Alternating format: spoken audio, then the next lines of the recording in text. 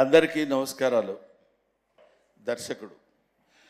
దర్శకుడు పేరు అర్జున్ సాయి అన్నారు కానీ పొరపాటును పెట్టినట్టున్నారు వాళ్ళ అమ్మ నాన్న పేరు. వాడి పేరు పట్టువదలని విక్రమార్కుడు అని పెట్టాలి. ఎందుకంటే 5 సంవత్సరాలు అయింది, నా చిన్నతనంలో స్టార్ట్ చేశాడు ఈ సినిమా.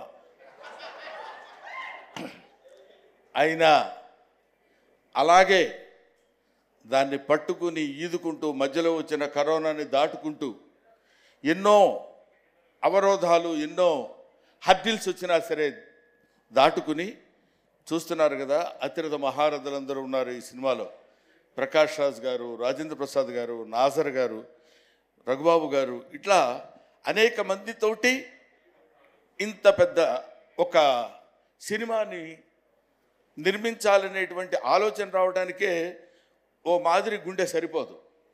మరి వాడికి ఎందుకు వచ్చిందో తెలియదు, ఎలా చేయాలనుకున్నాడో తెలియదు. చేసి నిరూపించి 1-2 రోజుల్లో మళ్ళీ సినిమా రిలీజ్ తీసుకొచ్చేటువంటి స్థితిగతిని తేగలిగాడంటే అతనిలో ఉన్నటువంటి పట్టుదల, గొప్పతనం. అంతకు మించి ఆయన మంచోడైతే మాకేంటి, ఇంత గొప్పవాడైతే మాకేంటి అనుకోవచ్చు. అందులో కనిపించినటువంటి దర్శకత్వ ప్రతిభ, ఇది కమిట్మెంట్ ఆఫ్ పౌరాణిక నాటకాలు. పౌరాణిక నాటకాల గురించి అతనికి ఉన్నటువంటి కమిట్మెంట్ ఎట్లాంటిది.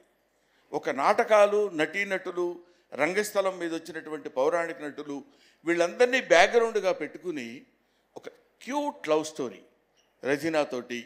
అదిగో ఎదురుగా కూర్చున్నాడు, బ్లాక్ అండ్ బ్లాక్ డ్రెస్ వేసుకుని, జుట్టిలా వెనకాల లాక్కుని హీరో.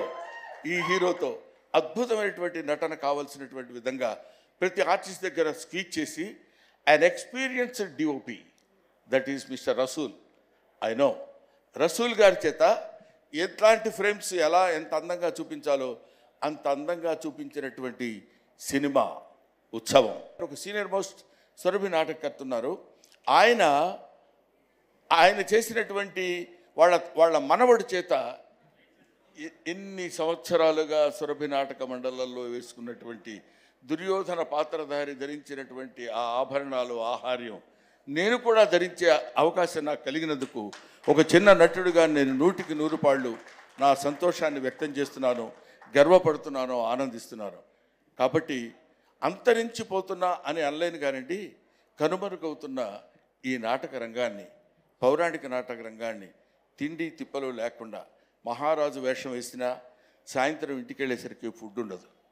అటువంటి నాటక రంగాన్ని మనం బతికించాలనేటువంటి అభిప్రాయంతోనే నేను ఈ సినిమాలో యాక్ట్ చేయడం జరిగింది. ముఖ్యంగా అందులో ప్రకాష్ రాజ్ అంటే is dedicated his life for the sake of stage, such a greatest personality. ఆయన ఇప్పటికీ ఒక నాటకానికి సంబంధించినటువంటి థియేటర్స్ కట్టించి నాటక రంగం బతకాలి అనుకుంటే ఎక్కడెక్కడో నాటకాలు వేసి ఎక్కడెక్కడో 10 రూపాయలు ఇస్తే ఆ ఉత్సవాల సమయంలో, ఆ పండుగల సమయంలో వాళ్ళు ప్రదర్శించినటువంటి 4 డబ్బులు తీసుకుని ఆ డబ్బులు సంవత్సరం అంతా వాడుకుంటూ నాటక రంగాన్ని కృషి చేసేటువంటి మహనీయులు ఎంతోమంది ఈ నాటక రంగంలో ఉన్నారు.